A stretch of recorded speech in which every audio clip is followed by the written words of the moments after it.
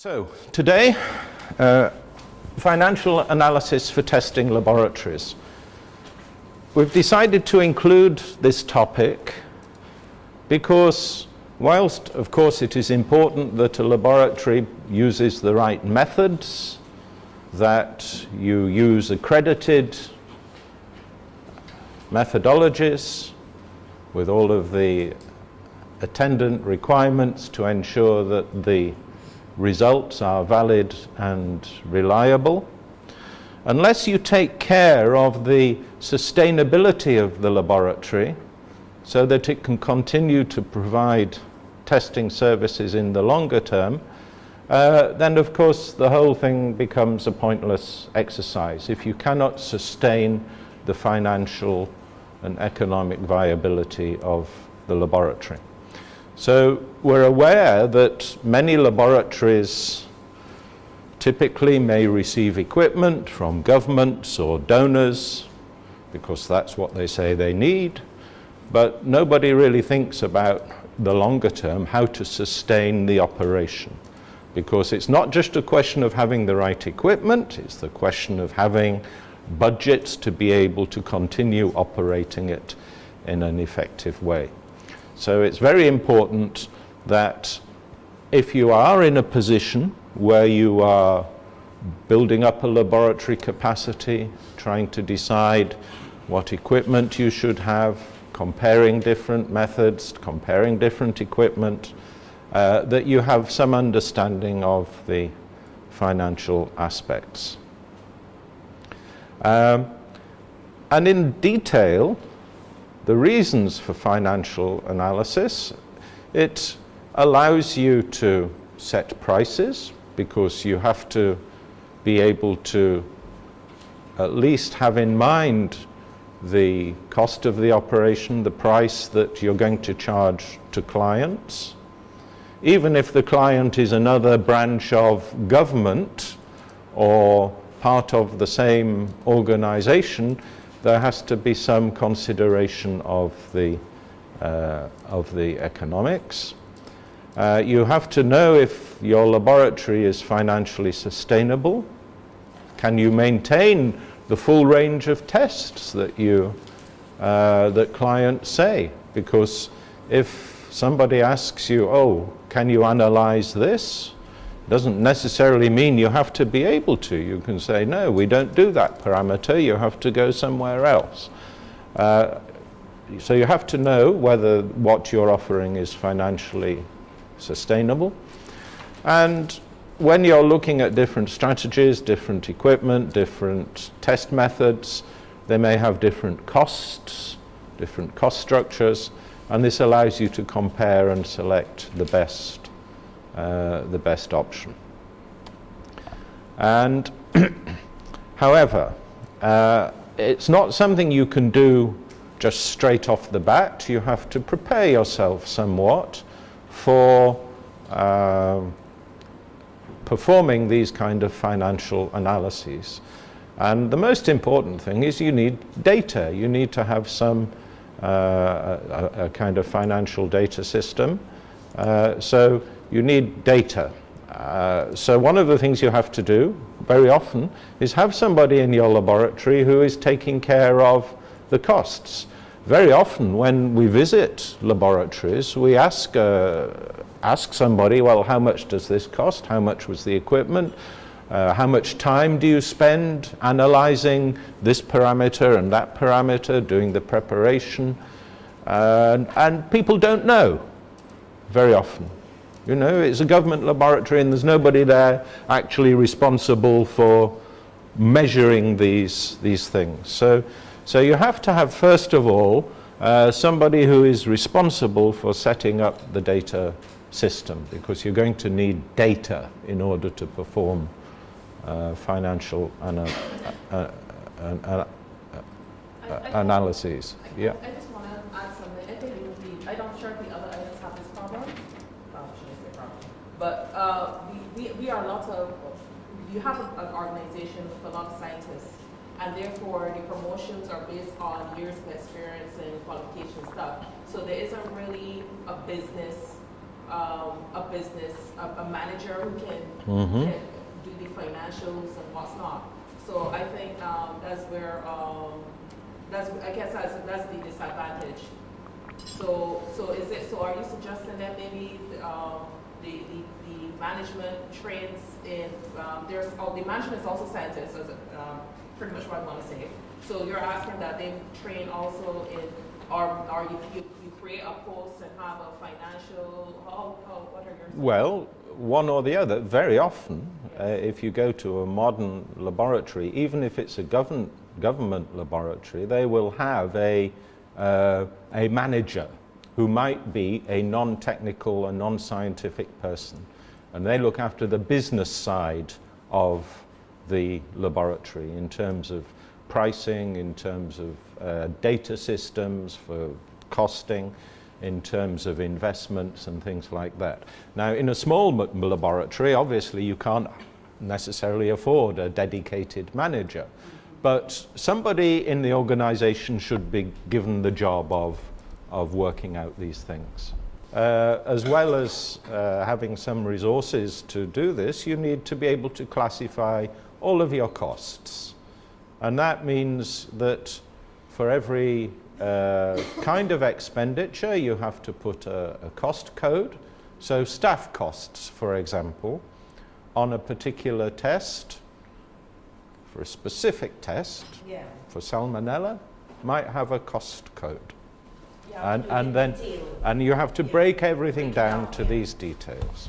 Because the advantage of this as well is then you can analyze your costs and maybe work out ways of doing things more cheaply. Do you need a grade 3 to do this job? Or should it be a grade 1 person? And that way you can actually control your costs more effectively. And you need a standardized approach to the classifying the different types of costs, which I'll come into in a moment. Then you have to put cost centers, because you may have different units within your organization. For example, you may have a micro lab, you may have a chemistry lab, you may have some other activities, training activities, for example. And each of these would have a different cost center code. So this comes down to budgeting as well. And then you have to design your reporting system and the analyses which you're going to make. Because it's obviously not enough just to present a whole load of data. So you have to structure it, you have to analyze it in certain ways to create the variables that managers need for decision making. And then you obviously have a budgeting system whereby each year in advance, and this is very typical in governments, you have to say what are your requirements going to be in terms of budgets for equipment, for running cost, for staffing and things like this for each of your cost centers. And then ultimately you compare historically at the end of that year what you have spent against your budget. And of course a big cost here is your personnel, because we find that in many laboratories the number of staff is one of the main determinants of the overall cost structure. So you have to think about your personnel requirements as well. So in terms of classification of costs, we'd like to suggest two main categories should be in your mind here. If you think about it, there are certain costs which you can link to a specific activity, a specific testing activity, for example. So if you're performing a test and you can identify, somebody brings you a sample for an analysis, and if you can identify costs related to that analysis which are specific to that particular sample, then these are going to be what we can call direct costs. if you're not analyzing that sample, you don't sustain the cost. It's very simple. On the other hand, laboratories also have certain costs which they must sustain. And these are what we call the indirect or fixed costs. So they have to pay them anyhow.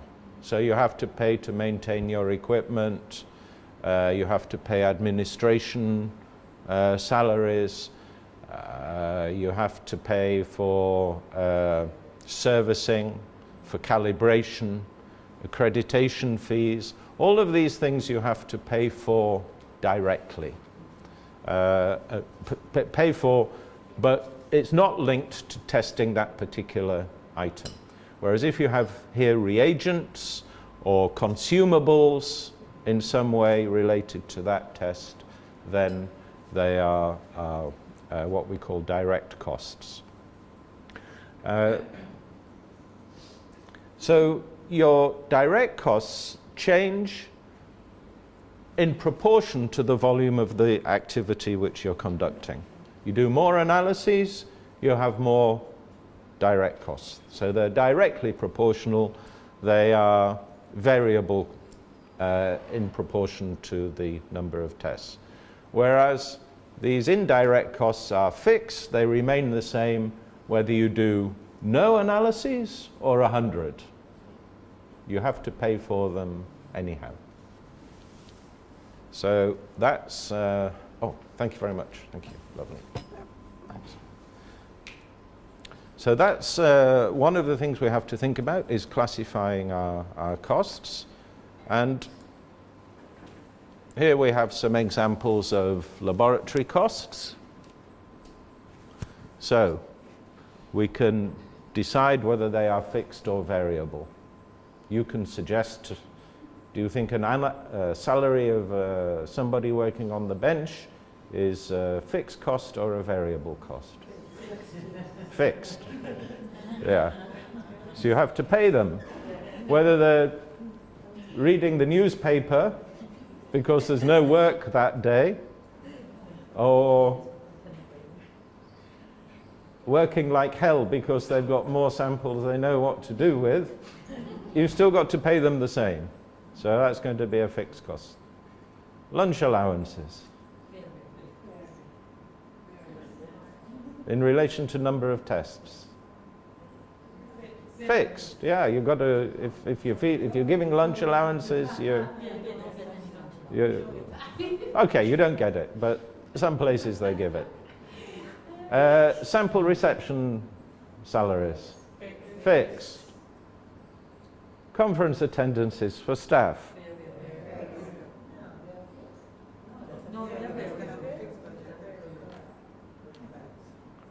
Everything is in relation to the product which or service which you are delivering.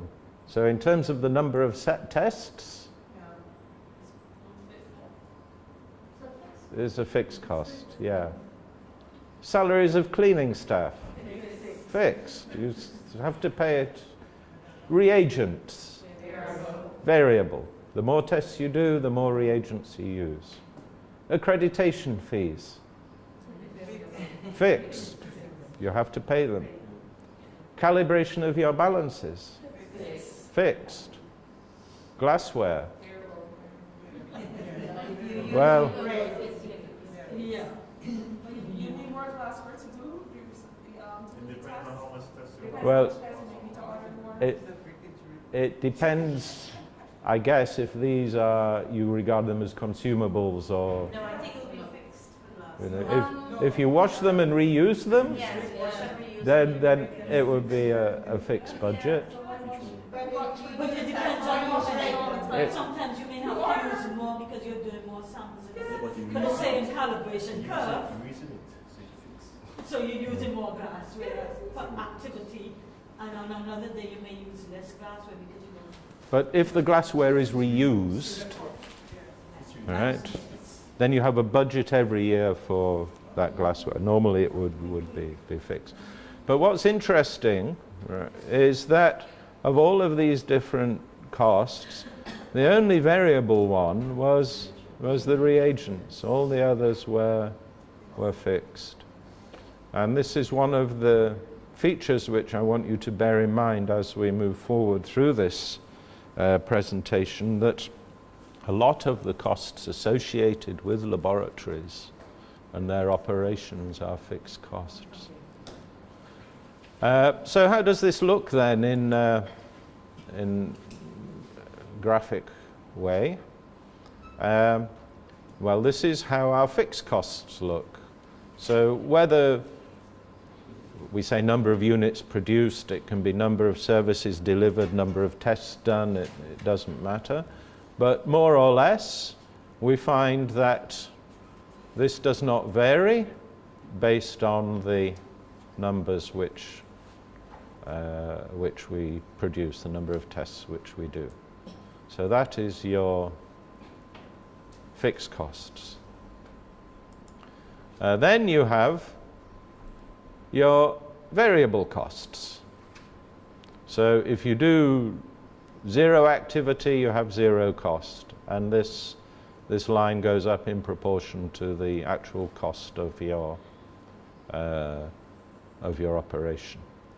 But of course, your overall costs are a combination of both your fixed costs and your variable costs. You see, so here your fixed costs are here, and of course your variable costs will increase proportionally from that. So this represents how your overall cost structure looks based on the number of units produced, and it's the sum of your fixed costs, you remember the straight line there, and your variable costs. It's also important to mention that sometimes our fixed costs can be stepped. You know, if you have one scientist, one analyst working in a laboratory, and they're undertaking a number of tests every week, suppose they can do 100 tests every week, but then you get busier and you have a demand for 150 tests a week, well, you have to recruit another analyst. So although it's a fixed cost, it is a fixed cost for a certain volume of activity. As you get more than that volume of activity, your fixed cost jumps up by an amount to a higher level. So this is what we call a stepped cost. So this would represent the situation in a laboratory, for example. And it's an important part of this question that you mentioned about you know, the numbers of staff and the grades and things like that, to be able to understand the relationship between the numbers of staff and their capacities in relation to the numbers of tests which they can perform. What is the capacity of your existing setup in terms of numbers of different kinds of tests? Because that will help you to understand this relationship between cost and number of tests performed. So that's on the cost side. And then on the other side, of course, you have your income generated by the laboratory. Now, even if you are performing tests on behalf of another part of your own organization or another part of government, you should still have in mind a price which is nominally received by the laboratory for the purposes of financial analysis. Now, of course, if you're providing services on a commercial basis to external clients, most laboratories have a price list, and it says, you know, salmonella test so much, heavy metals so much, etc., etc. And this is the price.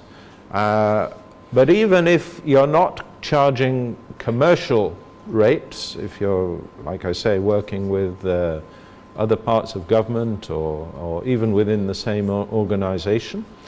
There is a concept called transfer pricing, where if one part of an organization takes a service or a product from another part of the same organization, there is a nominal price which is charged. And this needs also to be accounted for in the internal budgeting. And this is where I think in the organization of laboratories and the relationship between the testing function and the inspection function, it's worthwhile regarding these things as separate activities and then trying to work out how they should relate to each other financially in this relationship. Because if the inspectors ask a laboratory to perform hundreds and hundreds or thousands of tests, well, it's going to affect very much the financial viability of that laboratory. So there has to be some financial discussion there. If these two functions are within the same organization, there has to be some discussion about volumes and costs and prices. So as part of that, then, the laboratory can determine its costs, its revenues, and nominally its operating profit. So the costs, of course, are the sum of the fixed costs here, sum of all the fixed costs, which don't change with regard to the volume of business. So that's all of your salaries, your rent, management costs, depreciation, and so on.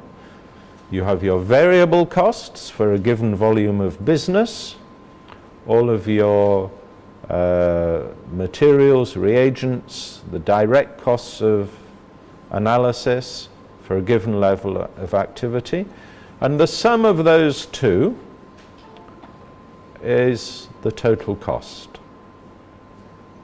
Then, of course, you have your total revenue generated, which is going to be the charges you make to external parties, plus this nominal revenue from any internal transfer, where if you've done work for an internal inspection service.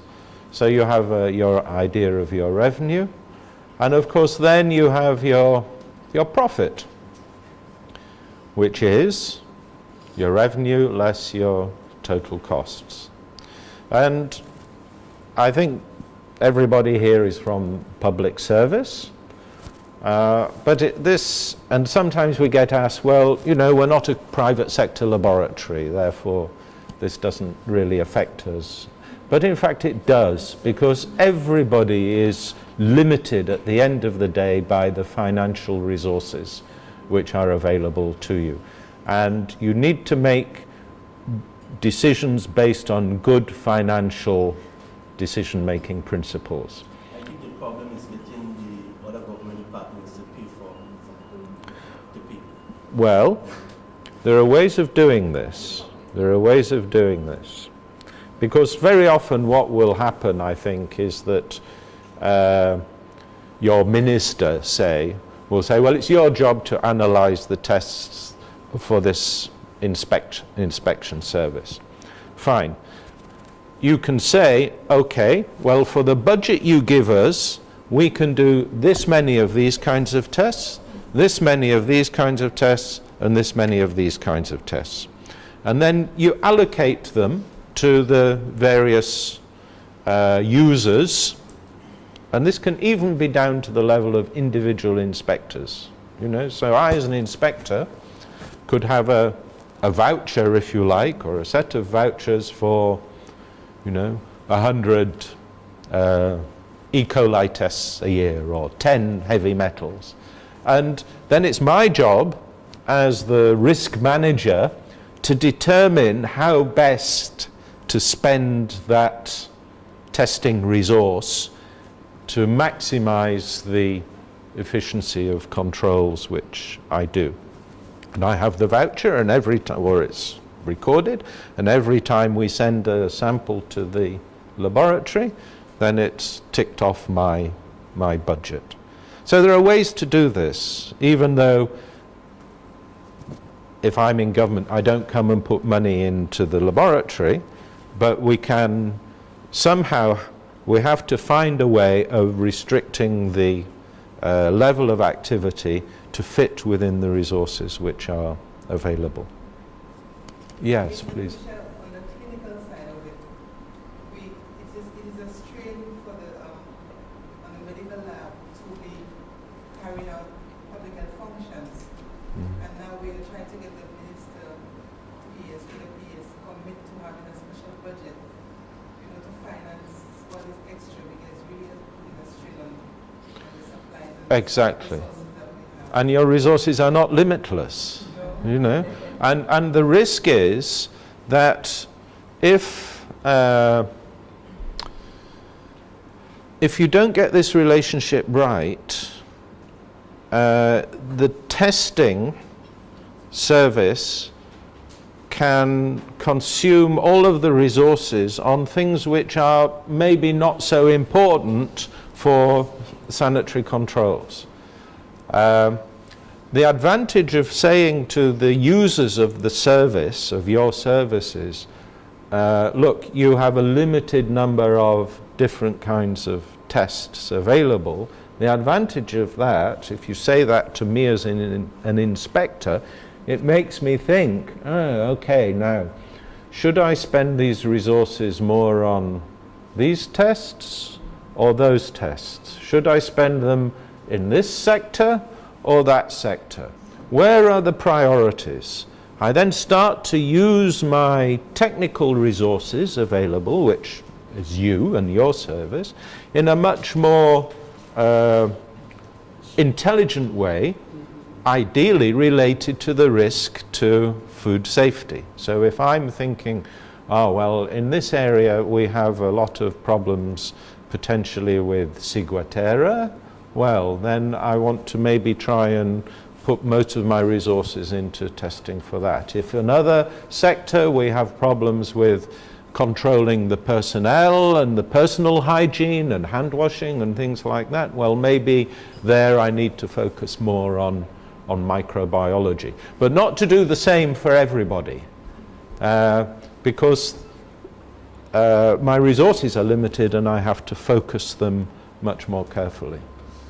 And this is one of the messages which I think we are trying to promote more strongly in this project and in the region, is to have a clearer separation between testing and testing services and laboratories on the one hand, and controls and inspection and decisions about official control on the other hand, because in some places these things get stuck together and are conflated, but actually they are separate functions. Laboratories provide a testing service, they provide data, they provide information, they measure things, which we as the inspectors then use that data to make decisions about how to make food safer. So these separate functions are very much in line with the concept of accreditation to 17025, which says that the laboratory analysis the result should be in terms of the quantity of the variable which is demanded by the inspector, by the requester of the service, and that in fact when a sample is delivered to a laboratory, whoever is delivering it should specify the parameters which are to be tested, not to have blanket testing of all parameters against all standards. So I, as an inspector, rather than dumping a sample and saying, does that comply with the standard, I come and I put a sample in and say, I would like that sample to be analysed for mercury by this method, and the results to be given with these kind of associated data in terms of the limits of detection and limits of quantification and so on, which define the accuracy of the test. And then you provide me with that specific result. And it might be, it will be a number in terms of milligrams per kilogram of product, and I decide, as the inspector, whether it's safe, compliant, or what action should be taken as a consequence. And that makes the job of the laboratory much easier, because in a way, all you have to do is just receive the sample and provide the test result. And you've done your job. End of story. You don't have to pronounce on its suitability for any given purpose. Because at the end of the day, if you're in a laboratory, you don't have control over the sampling anyhow, and the interpretation of that result also depends on the sampling circumstances. Well, we do it like that anyway. Good. In the sense that we just provide the results and submit it to the inspectors, and then they have the final say with regard to putting the note underneath if the sample is accepted based on the Food and Drug Fine. Act. Yeah, fine. Fine. And that is as it should be. Of course, you can be asked to provide a professional opinion, which they can do. Yes. And that's also provided for in the ISO standard. But this, in order to function correctly, you also need to have these kind of financial arrangements as well. So just to give a little example here, because when we have our costs on the one hand and we have our revenues on the other, we can then start to look at how these things relate to each other. So if we have a test, or a series of tests, where our average cost of test to us, in terms of variable cost, is say $375. We have a selling price of $1,875, and we have fixed costs of $5 million a year. Okay, this is big laboratory, but the principle is the same. Then we can work out for different levels of activity what are our fixed costs. Well, the fixed costs don't change, because they're fixed costs. So they remain at $5 million, whatever our level of activity. Well, if we are doing 1,000 tests, well, our variable costs are 1,000 times 375, so they're $375,000. So our total cost is the sum of those two, okay? And we've sold those 1,000 tests at $1,875 each. So our income is $1,875,000. So we can see here that our total costs are substantially greater than our income at this level of business. So if we're only doing 1,000 tests a year, we're going to be losing money. We're going to be losing precisely, well, it's going to be about $3.5 million. But what we do is we work this calculation out at different levels of business. Okay? And what you see is that at a certain level of activity, we find that the costs and the income become more or less the same. So we can see that somewhere between 3,000 and 4,000, sorry, somewhere between 2,000 and 3,000, no, sorry, I was correct the first time. Sometime between 3,000 and 4,000, our income becomes greater than our costs. So at 3,000 we have 5.6 million of income and 6.1 million of costs. So we're still losing money there. Costs are still higher than the income. But at 4,000 we see we're spending 6.5 million and we're receiving 7.5 million. So here we're making a profit. So somewhere between 3,000 and 4,000 units a year, we reach what we call the break-even point. It's the point at which our income is equal to our costs. And it's very important for any business, really, to understand where its break-even point is. Because all businesses have fixed costs, all businesses have variable costs. And you need to know how many units you have to sell, have to undertake, in order for your activity to be financially viable. Now we can represent this more easily on a graph. So on this graph you can see the same data. And what we have here is, this is money, this is the amount of money on the vertical axis, and on the horizontal axis the number of samples tested, times 10.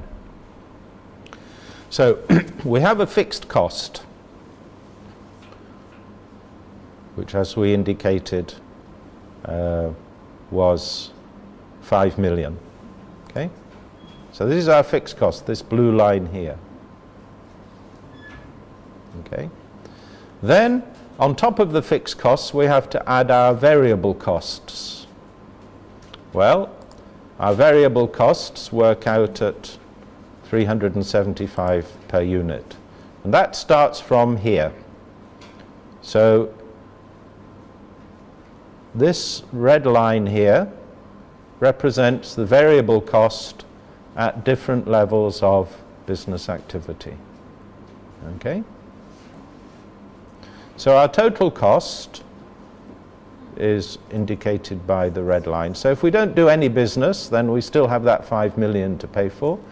If we do 600, or if we do 6,000, we have an extra 2.25 million.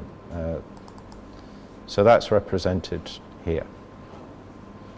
Then, from the point of origin, we can plot our revenues. Okay? If we sell nothing, we get nothing. Mathematics, pure mathematics. Yeah, it's very high level, intellectually challenging. Yeah, it's obvious, huh? You sell nothing, you get nothing. But you sell one, you get 1,875. Sell one test kit. Yeah, you get 1,875, and so on. You sell 100, you get proportionally more. So this goes up in proportion to the price, and at a certain point here, your income is equal to your costs. And this is your break-even point. Okay? So here, like we said, it's somewhere between 3,000 and 4,000, and in fact it works out to be about I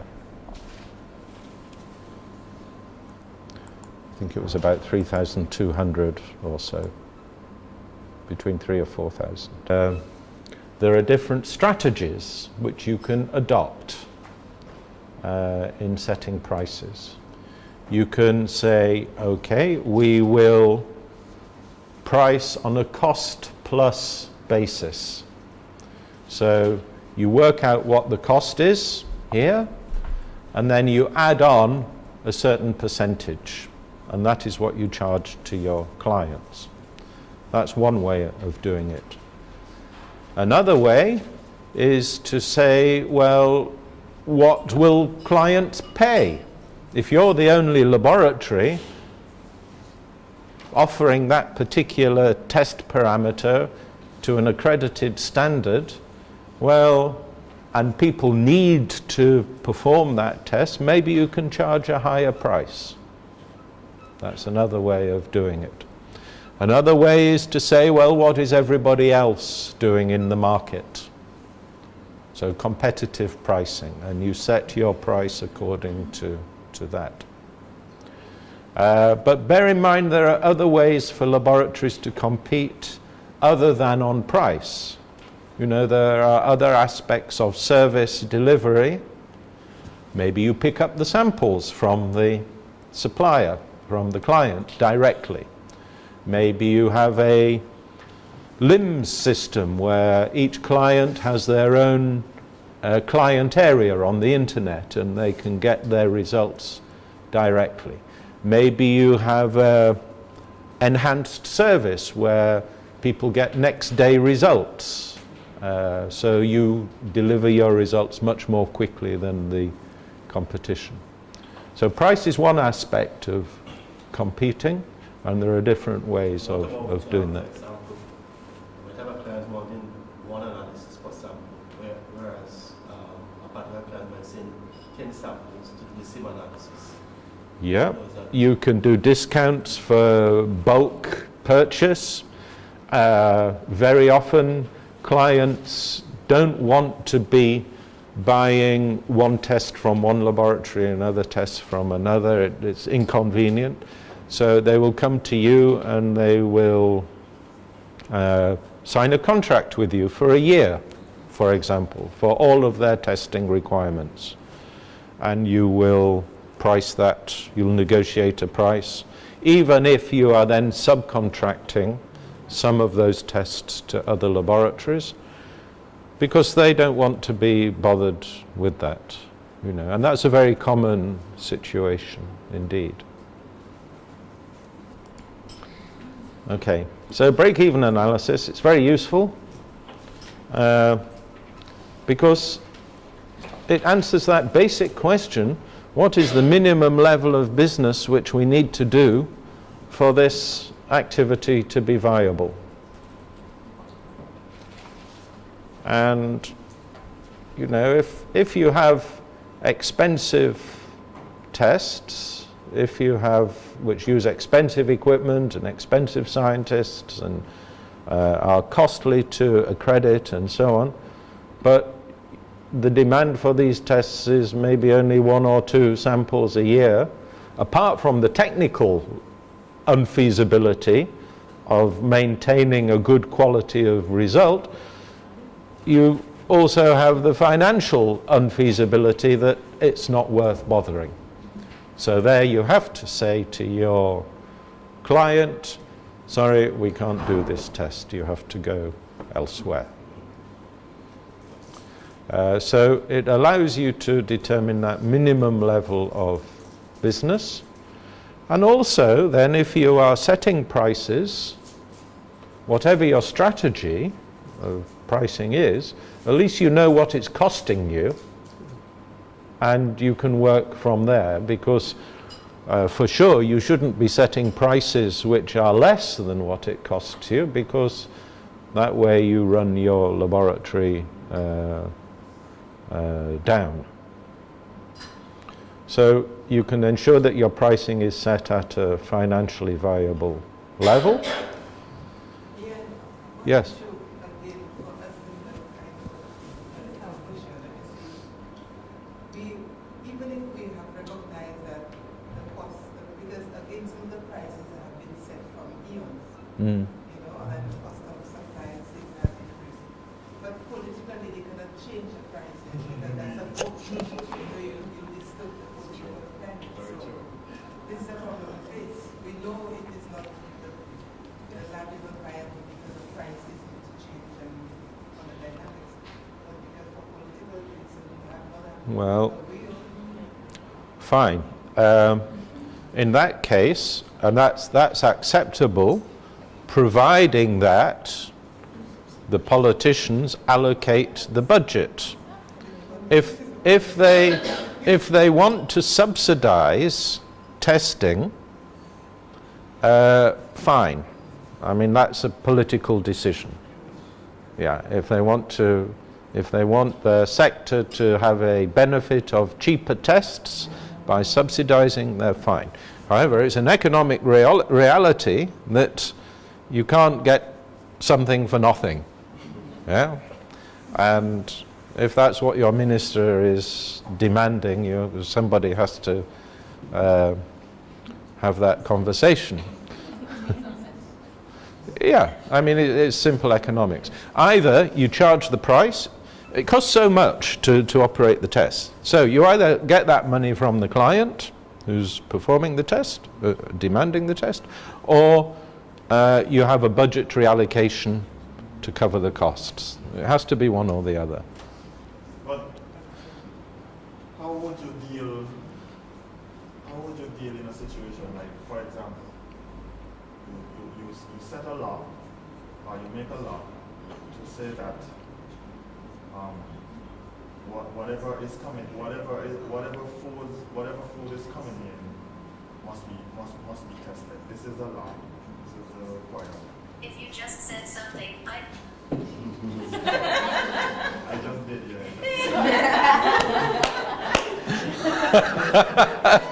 Sorry. but so you set the law so that you set the law to tell them that whatever is coming in must be tested. Mm-hmm. But then, as the person that is doing, as the authority, you are basically also making them pay for that test. Yeah. In an essence, you are using the law. You are using the law to make people pay what. Yeah. We call. The law is not really supposed to make people pay for this. So correct. So essentially, if the person that is doing importation says, well, you make this a requirement, you have to take up that responsibility. Yeah. Case, you essentially have to start to do things for free. Mm-hmm. So how you then when you get into the freeness, you definitely know that it's not Well, profitable. these are very important questions, and we find in many countries a critical misuse of laboratories.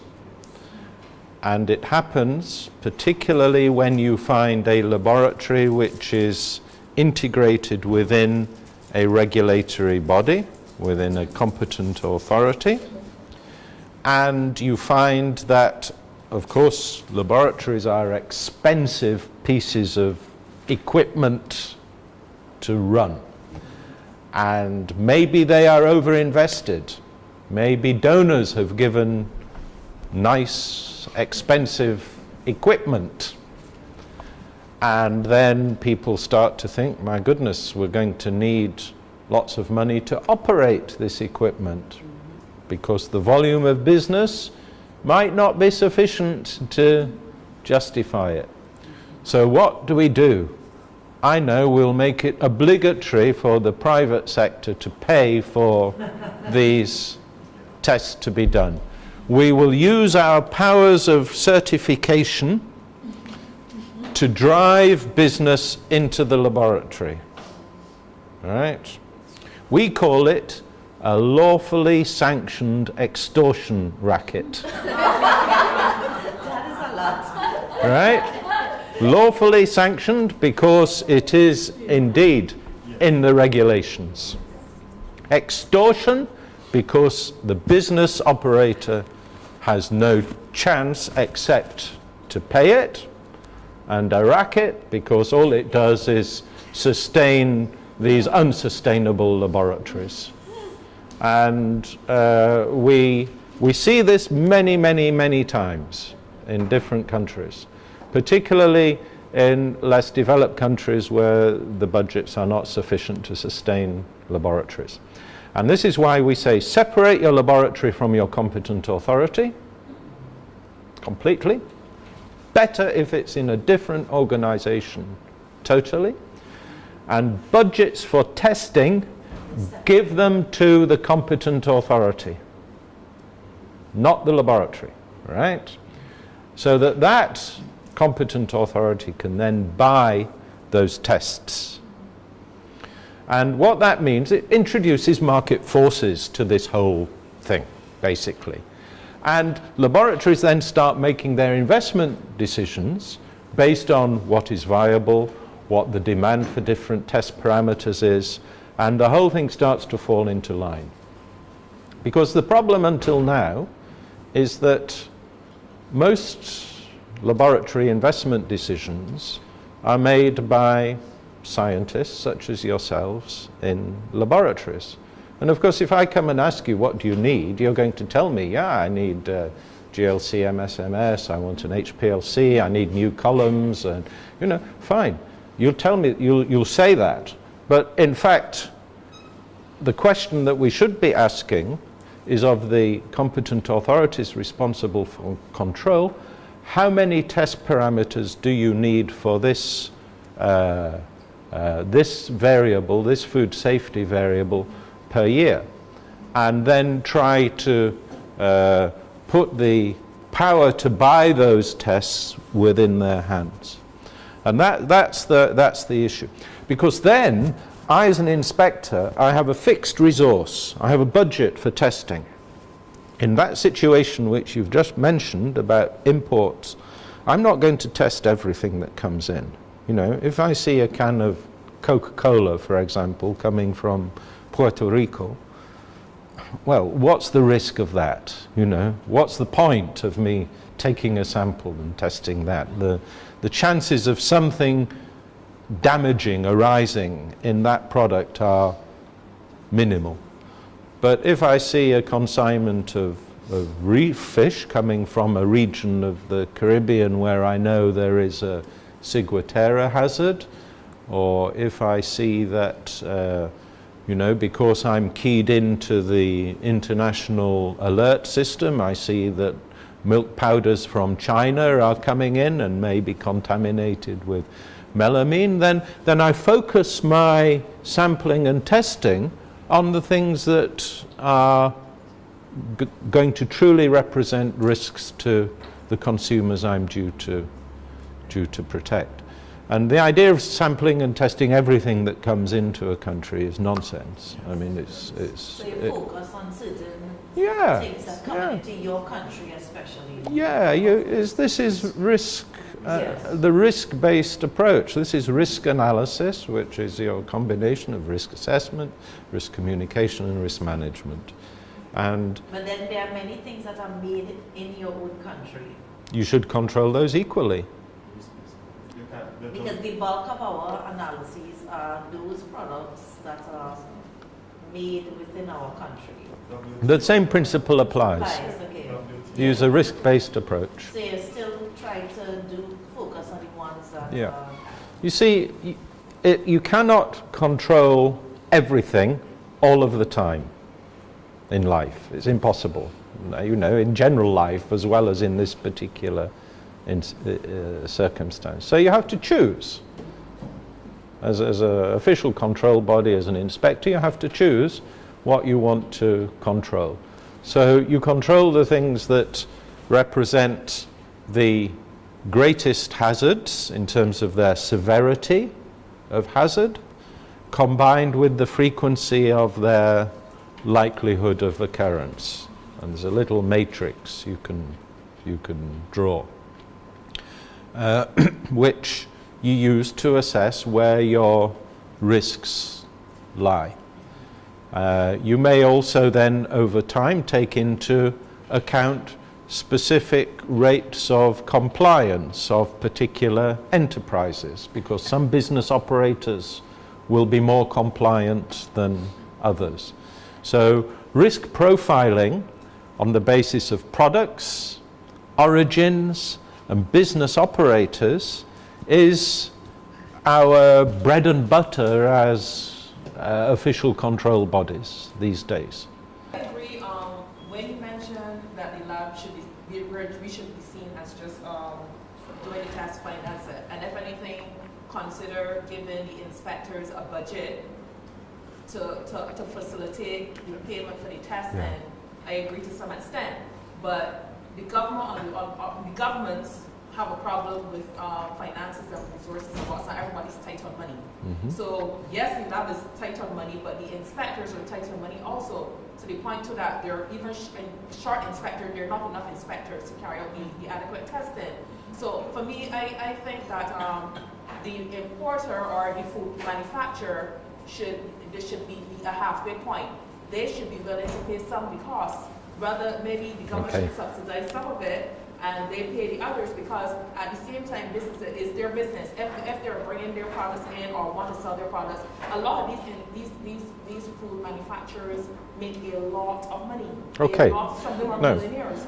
So, and I find that for them is always, oh, the government is free. We should get this done free. We want it free. We want it free. And they have this mentality and they don't want to pay for anything. And if you look at the whole, even in US, FSMA, they're what they're introducing. We have to, if you want to import our products to the US, and when they're ready, they send their inspectors and stuff to check up on our products, we have to pay. You know? Sure. So No, if you're a food if you are in the food industry and you're importing or exporting, you're making some sort of money from it. You should be willing to pay for something. Of course. Than having to expect everything free from the government. That's just the way we're thinking. You have to beat the government, and the private have to be halfway. We're not saying. You're using the law. Yeah. We're not saying that. It's you're forcing. You're using the law to Yeah. force, and that is what I have a problem with. Yeah. The law is supposed to be used. Okay, but there is a halfway house here. There is a halfway house, and of course there are costs associated with controls which can be passed on to the business operator. And one of the ways to do it, which doesn't distort this laboratory testing activity, is by kind of annual licensing fees. So you can say, okay, you are a high-risk business, however you classify a food business as high risk. If it's importing, in Europe we classify products of animal origin generally as higher risk, because you find that that's mostly the case. But it's not exclusively, because you have things like aflatoxins and so on in plant products. But however you define your high-risk business, you say to them, okay, because you're high risk, we are going to have to apply a higher level of control to your activity. And therefore, you should have to pay proportionate to that compared to somebody who operates a low-risk business. So you can have annual approval fees or licensing fees. So you can say to your importers, you can classify them. You can say, okay, you're importing meat or fish or high-risk products, and therefore you have an annual fee for which we will control your products, and that contributes towards your budget. And this is fine. What we find, though, is that sometimes government sees this as a Ministry of Finance might think, we can get lots of money out of business operators. And we find that very often it's almost impossible to run a fully costed operation where the private sector pays the full cost of official controls, because that prices them out of the market. You end up putting people out of business. And you're quite correct that you have to be careful that you don't put so many costs on business operators that they go elsewhere. Because who pays in the end? Your consumers in the end. Yeah. But you see, risk management can deal with that, because every single product has a code. It has a harmonized system code. Then, based on the code, based on its origin, whether it's a country or even an individual supplier, an individual company, you can determine the risk associated with that consignment. And what import authorities do, if they're well organized, they have an import policy which says for every single HS code, harmonized system code, for every single origin, this is the appropriate sanitary, phytosanitary response to being presented with that consignment. And very often you can integrate this with your custom software, with your ASICUDA custom software. And you have a traffic light system, green, which means it enters with no checks. You have amber, which means there will be a periodic check based on some sampling frequency, which you determine by risk. And you have red, which is stop and sample and test and investigate. And all of this can be automated to the extent that your border control officer, when presented with a consignment, it says exactly what should be done. And if it's flagged for testing, then it says what is the sampling rate, what are the parameters to be tested, and what are the criteria to be applied. And it takes out the discretionary aspect as well, because, you know, there's also, we have to take care to protect the integrity of the control process as well, because this also can result in pressures on corruption of officers and things like this. And by putting these into a system, you can actually make that a much more solid and reliable process. So these are some of the other aspects of management of inspection and testing which we have to think about. But at the core of it is you have to have an understanding of these financial aspects. Break-even analysis, I think, is the first step. It is limited. It doesn't do everything for you because it only works on the supply side. So you still have to make some decisions if you're looking at investing in tests as to what is the demand for tests. And there are certain assumptions which you have to be aware of, which we've set out here. We assume that fixed costs are constant. It's not always the case.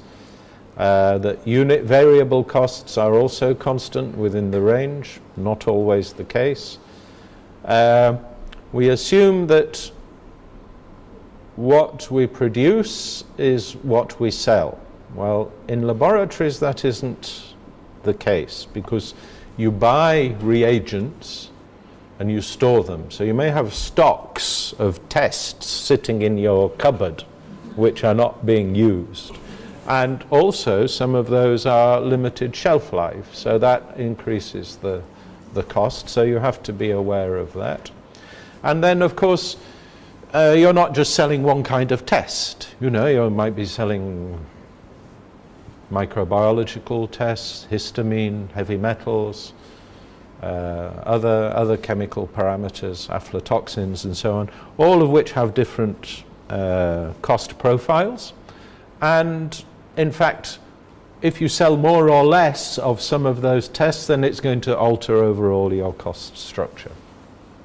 So they have to be taken into account. And then finally, just on this issue of the pricing, how do you set the prices, which we mentioned earlier?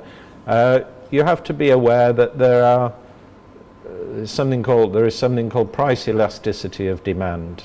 It's an economic term, but what it basically describes is how demand for a product will vary depending on the price which you set. So you can have inelastic demand. In other words, the demand for your test is going to be the same whatever the price you charge. So you charge a higher price, well, the quantity which you sell is immaterial. So this is if you have a monopoly on on a testing service and a regulation which says you have to test in our laboratory. So your minister is creating this circumstance. On the other hand, you may be one of many laboratories operating in a free market, competing with other laboratories for business from private sector operators, in which case you have a proportionately elastic demand, whereby if your price is high, you won't sell many tests, but you reduce the price and you sell more. Okay, so price depends on the demand depends on the price which you offer. So these are just two scenarios. Okay, so I'd like to continue a little bit now, talking about investment appraisal, because this is where we start to look at how to optimize the decisions about the methods and equipment that we invest in using the financial data we generate. And the idea is, in all of these investment appraisals, is that we spend some money up front to build up the capacity to perform a certain test.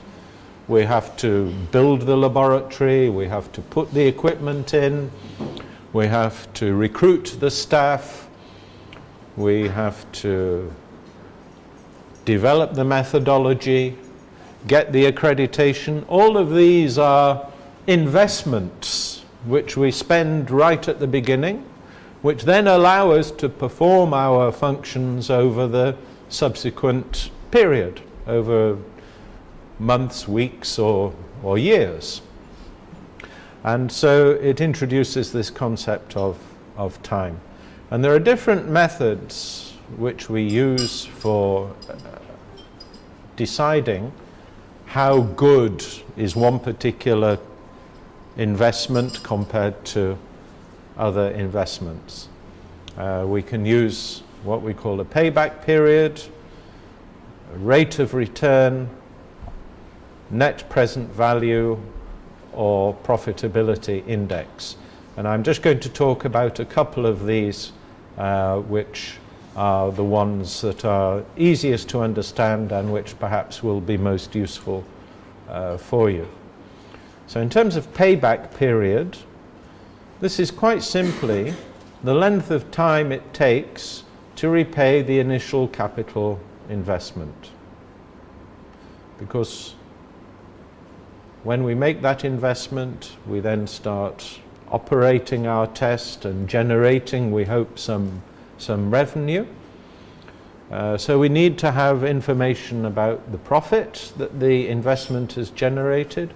And quite simply, the payback period is the total investment cost divided by the profit per period, whether it's months or years. So if you spend, for example, €1,000, €1,000, you have a profit per test of $5 based on your analysis that you've done.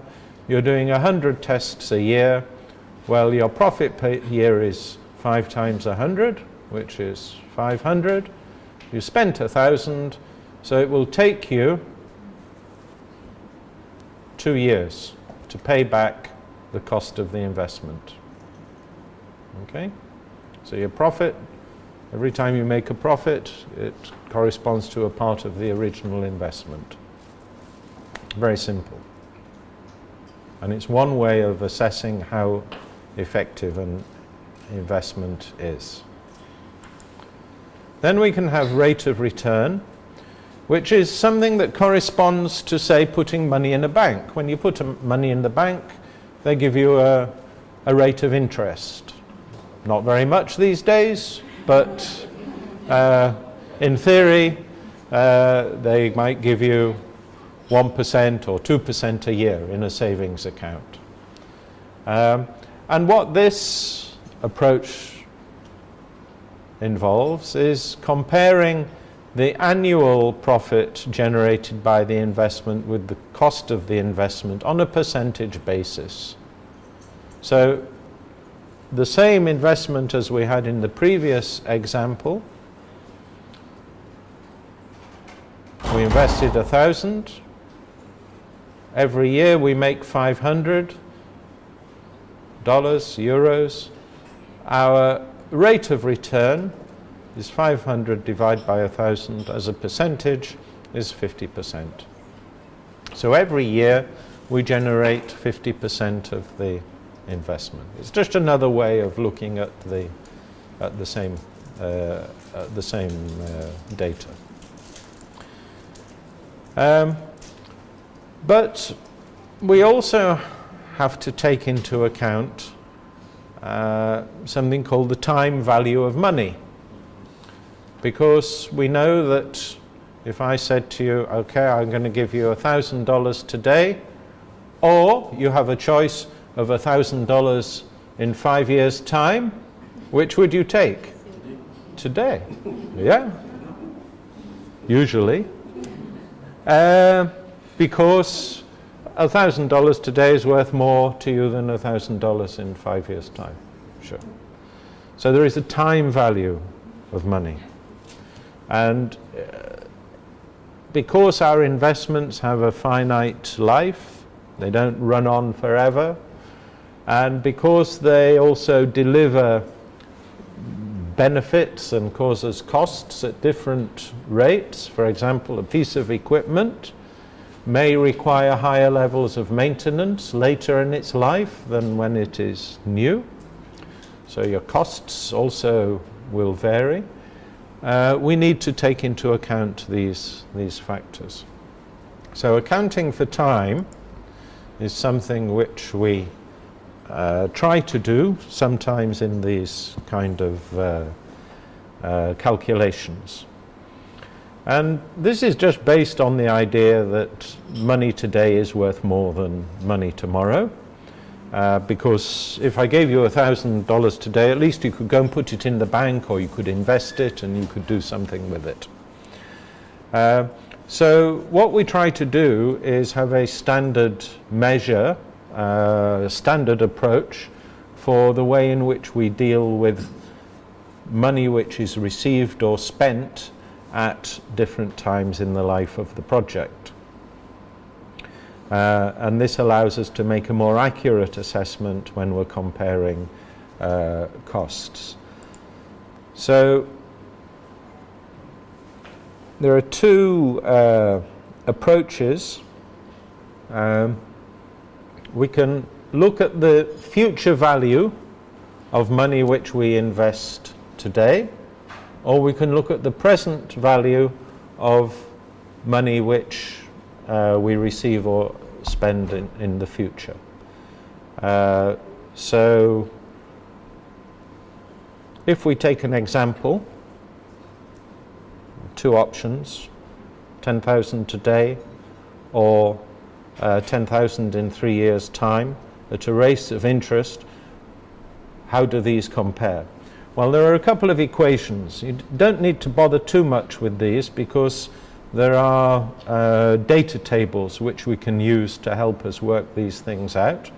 But basically, you can use these equations to determine the future value of any amount which is provided today, or the present value of any future amount which is received. These are essentially the same equation, the same relationship, but just expressed in different ways. To make it a little bit more simple, this is the example. So today, if you had $1,000 and we use a discount rate of 10%, in 1 year, that's worth $11,000. Okay? It's increased by 10% in 1 year. In year 2, it's worth $12,100. In other words, that plus 10%. 10% is $1,100. So it goes up by $1,100. These are compounded. So your rates are applied to the amount on each year. And after 3 years, that's worth $13,310 at a 10% rate of interest. So this is the choice. If I said to you, do you want 10,000 now or 10,000 in 3 years' time? Well, this would be the difference. Your 10,000 now is actually worth that much in 3 years' time compared to that much which was the alternative offer.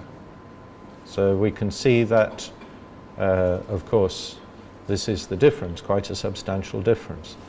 There is another way to look at this, and this is looking at the net present value of 10,000 given in 3 years' time. So we start with the 10,000 and we discount it every year by 10%. But of course it's a different calculation, because what we're saying there is what would be the amount which, if it was raised by 10%, would give us this amount. So in fact it's $9,090.999 in year 2. In year 1 that would be 8,200, and today 7,500. So what this is saying is that if we started with $7,513 and invested it at 10% over 3 years, we would end up with 10,000 in cash. So in comparing these two investment options, we can either do it on today's basis, in other words net present values, or we can do it on the basis of 3 years, which would be the future value. It doesn't matter as long as you stick to a constant method. And you can see that on a net present value, this offer of option A is about $2,500 or so better than option B, or if you do it on a future value, it's about $3,300 better. Either way, you can easily see that option A is the better option. It's just different ways of accounting for the time value of money. And this is known as discounted cash flow methods, and it's a standard financial method. And rather than working out these equations all the time, we have in fact tables. I'm not sure if I have where you have discount tables where these factors are already expressed to you. So this is just an example to hand round. The standard tables, you can get them from the internet without any difficulty. They're just tables of numbers, like, for example, when you were at school with logbooks. Do you remember? Is anyone old enough to have logbooks at school other than me and Graham? Rather than calculators? They still use them. Good, good. As they should. So these discount factors are used to work out and account for the time value of money. Okay? So how does this look in practice? Well, here's a discounted cash flow example. Suppose you have a choice of 2 HPLC machines. They both meet your technical requirements. And this is quite a typical situation. You look at the offer from Biofarm and you look at the offer from Bioland. Okay? No, okay, but in principle, you have different suppliers who are trying to sell you with a piece of equipment. Okay? In this case, HPLC, they both have the same life, 6 years. Model A is going to cost you 15,000, but it has lower operating costs and therefore gives you a higher annual profit. Okay? It's going to yield you a net profit of 3,500 a year. Model B is much cheaper, but it costs you more to operate for whatever reason, needs more maintenance, uses different reagents and so on. And it yields a lower net profit of 2,000 per year. Which of these should you buy? Which is the most financially advantageous?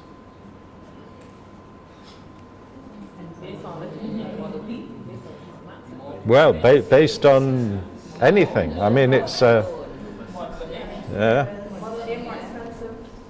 Yeah, but I get approximately 1,000 per year. I get to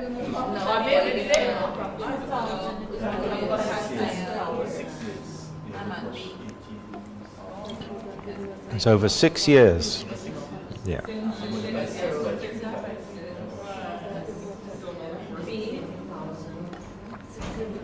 Well, Perhaps if we knew the operating cost, you could make a better judgment. well, you don't need the operating cost because you know the profit. Okay? The profit is the difference between the operating cost and the income. So there's only two pieces of information you need to know here. Is the profit and the original cost, but you have to take into account the time value of the money. And this is where these kind of discounted cash flow methods are quite useful. So if we take these two examples, this is Model A and this is Model B. So you can see that we look at the cash flow, right? In year one, we have spent 15,000, but we've received 3,500. So our cash flow is 11,500, negative at the end of year one, right? In year, that comes from spending 15,000 at the beginning of the year, and then during the course of that year, receiving 3,500. So at the end of year one, we are 11,500 down, negative. Right? Now, that's the end of year one. We can look in our table, and after 1 year, we know that at a discounted rate of 5%, and we're just taking this as a nominal rate, maybe we've borrowed the money at 5%, for example. Or our government has borrowed the money at 5%. So we put a discount rate, and you can find that in the table, 5% after 1 year. This actual value is, at present value, is 10,948. We're down. But then we do the same for the cash flow on each year. So in year two, we receive 3,500. That's discounted at a higher rate because it's 2 years down the line. So it's actually worth less, a bit more, a bit less than 3,500. In fact, it's 3,175 at present value. And we do that for each year of the investment. And so we know that our cash flow at present values in year one is this, year two is this, and so on and so on. And we can add them all up. And we know then that Model A gives us a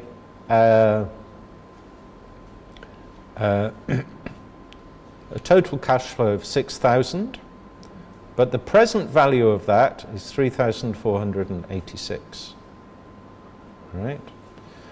Now, when we look at Model B, what's interesting is it gives us the same amount of cash money as Model A over the 6 years' life.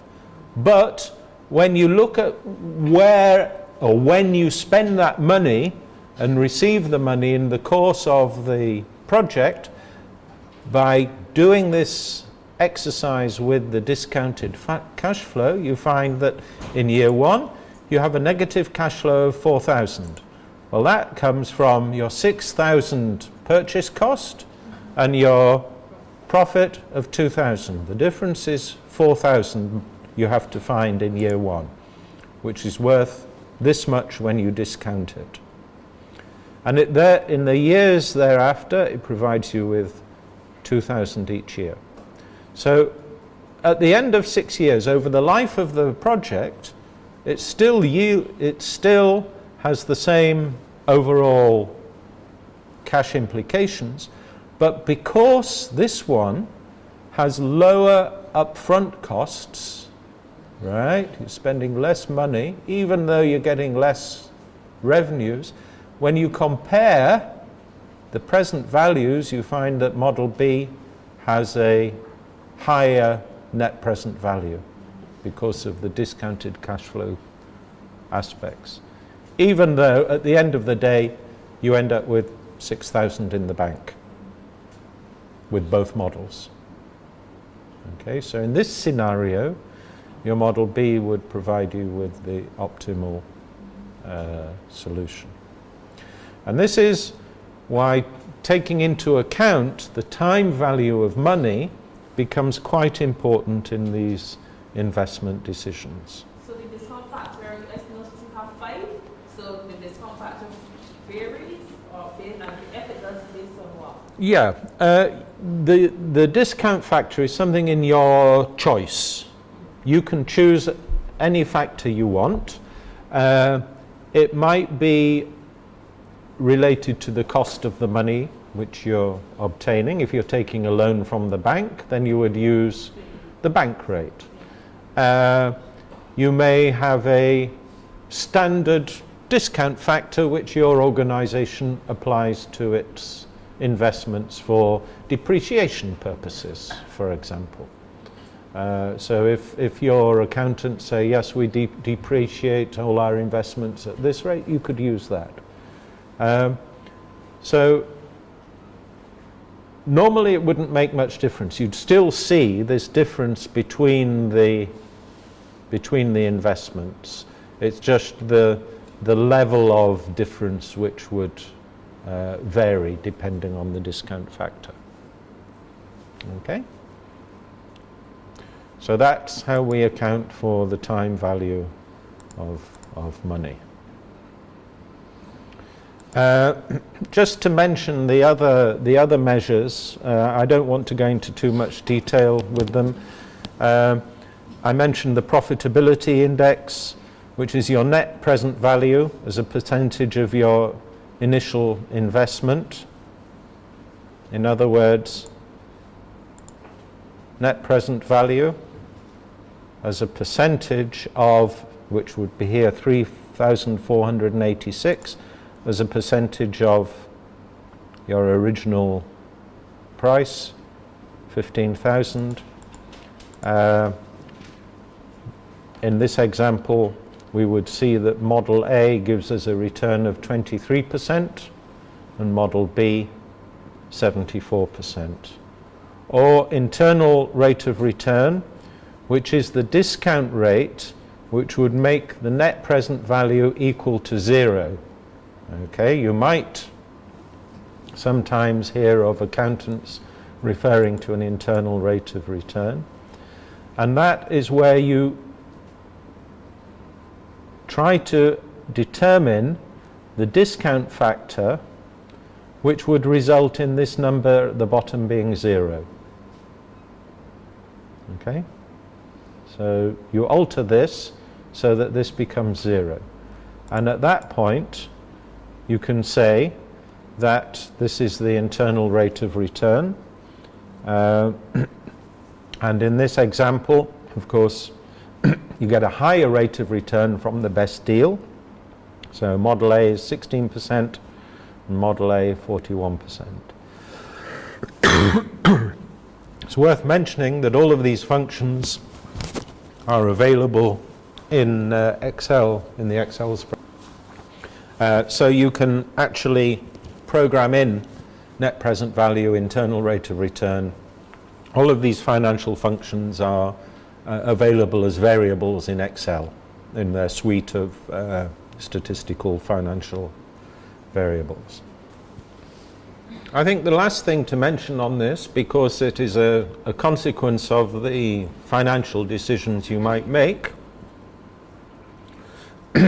is whether to make or buy tests. Make means you install your own capacity. Buy means you procure them outside. And quite simply, it depends on two factors. It depends on several factors, but two important factors: the strategic importance to your organization and your contribution to performance. In other words, can you make money out of it? Is it financially viable? So, if it's a very important test strategically, high-risk products with high risk of public health failures, for example, and it's a test which contributes significantly to your financial performance, in other words, it's highly viable for you to perform it, well, you invest in the methodology. If it conversely is of low importance and you're not going to make any money out of it, if it's an obscure variable which isn't very relevant to your public health sector, and it's one which might be very expensive to perform in low numbers, then you eliminate it from your portfolio of tests. You don't offer it at all. If, however, you find that it is of high strategic importance, but you don't want to undertake it yourself because it's not financially viable, you might create a partnership with another laboratory, maybe a regional laboratory or one outside your territory, so that you can offer that test, but you don't actually perform it as such. And this is not outsourcing as such, this is having some closer relationship, permanent, long-term relationship. Alternatively, it could be a low priority test which you don't really want to perform because it's not very important for you strategically. But if it's quite profitable for somebody else to perform it, then you can just outsource it to whoever can offer that service. So these are essentially the strategic options which are available to laboratories when they're looking at how they may or may not serve particular needs or demands for different kinds of test. And this is what we call a make or buy decision. So in terms of building your in-house testing capacity, of course your costs have got to represent your investment costs, fixed costs, variable costs, risks. Can you actually sell enough tests to reach your break-even point? When we say risk here, we mean financial risk. And accounting also for time value of money over the period. And if you're going to buy from outsourcing, then of course you have to take into account the buy-in price and the selling price in order to be able to make sure you don't lose money on that transaction. And here there is zero financial risk because you're not making an upfront investment. You're just saying, okay, we're going to send the test to another competent laboratory. So what is the cost attached to that though? Well, you have some costs in terms of transport or administrative costs, and setting up that will cost something. And then there are other things such as these non-financial factors which you have to take into account. if you're outsourcing, you don't have control over what your subcontractor is doing. Well, you do. You have a subcontract with them, but you don't actually have that detailed level of technical control which you would have if it was one of your own staff members. You may have a degree of reputational risk there if they fail to perform their function correctly. Okay? So these are some of the decisions which